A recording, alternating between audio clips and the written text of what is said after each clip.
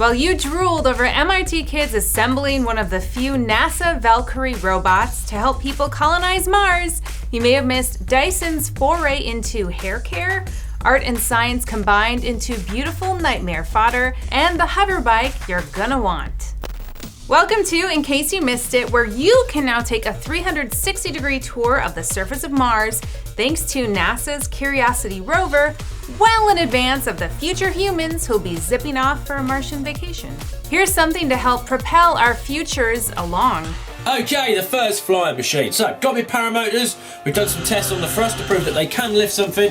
YouTuber, plumber turned engineer Colin Furze teamed up with Ford to build an actual working hoverbike. If it doesn't seem like a great idea to you, perhaps it's because you too are just looking at his unprotected legs, wondering how long before a rogue leg gets snapped off. Anyways, it runs off a pair of diesel engines, and they had to do a lot of testing to see how much weight it would actually lift.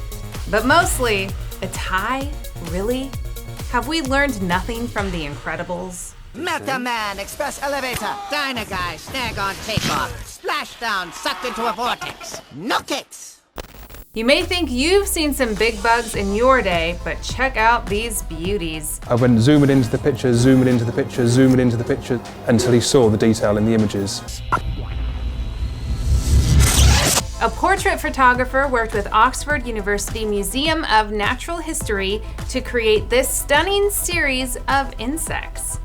The museum helped the photographer select the most photogenic samples and prepare them for a close-up. They used microscope lenses to capture 8,000 to 10,000 intricate photos of each bug, moving the lens 10 microns at a time, then putting them together into composites over a few weeks. The camera will then move forward on the rail, automatically take a picture, and then move forward again 10 microns. Each print in the exhibit is over 3 meters long, either tickling your fancy or your nightmare fuel.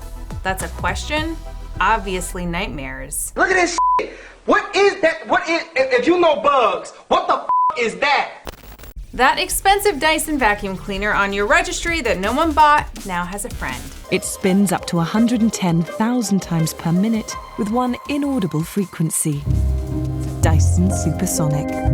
The company best known for ball vacuums has branched out to hair dryers. Running a cool $400, the Dyson Supersonic hair dryer really does reimagine the device, which hasn't been done for a very long time. This chic styler works so fast you know what they call it? The speed styler. And look what else it has. A concentrator for those tough to dry places. And it's fast. Except that faucet flip, that was ahead of its time. The Dyson has a much smaller motor, which was put into the handle instead of the top-heavy annoyance we all deal with now. The company also had acoustic engineers work at cutting the sound down from a dull roar, which they did by using sounds outside of human hearing. No telling how your best pals will handle the news.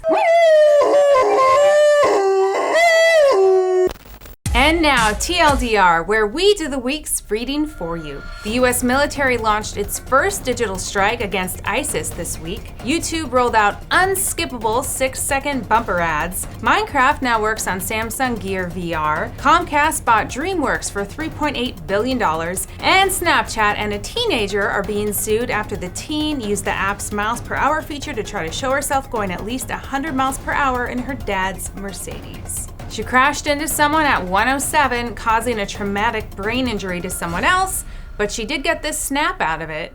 What? Only reasonable sentence is a moped for life.